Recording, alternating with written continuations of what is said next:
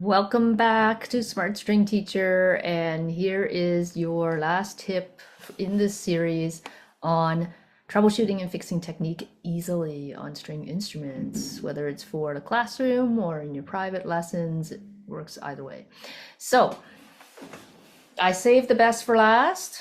Again, this is violin viola tip, and it's the other pinky. So we've all seen this problem where that pinky doesn't seem to reach, or it's too straight and it can't stand up like this. Again, we often try to fix this problem by saying, bend your pinky, but they can't do it. Okay, I can't even do it right now. Okay, because there's something else wrong. Now, another common instruction is to swing your arm under, which, you know what? It can help and it's part of the solution, but not all the solution. So that's why that doesn't work consistently either. It didn't work for me when I was trying to fix my pinky. So what is the actual solution? It's not to focus on the elbow or the pinky, but to focus on these knuckles or the inside of your hand here. I'll turn around. So what you want to do is make sure that the top of your hand is higher than the fingerboard. Okay?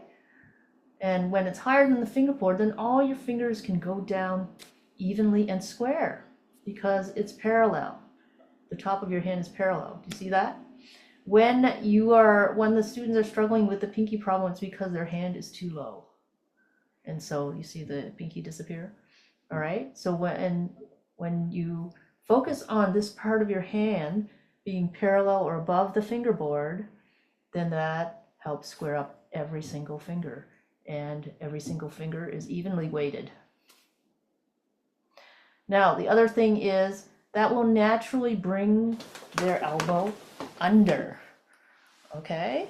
But again, that's not the whole solution, the elbow under. The elbow under is so that these knuckles can be higher or parallel to the fingerboard. So something else that will happen when you do that, and that is the thumb might come partially under the neck to counterbalance that, and that's okay too. Okay?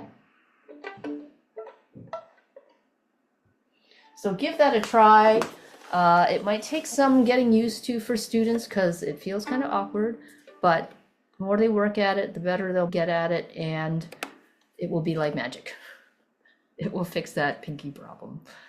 So I hope you enjoyed these tips.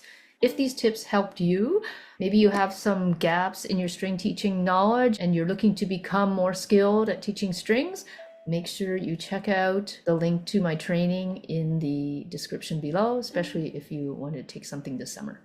All right, make sure you subscribe so that you don't miss my next series on tips for teaching strings. Have a great week and let me know in the comments if these tips have been helping you. Thanks.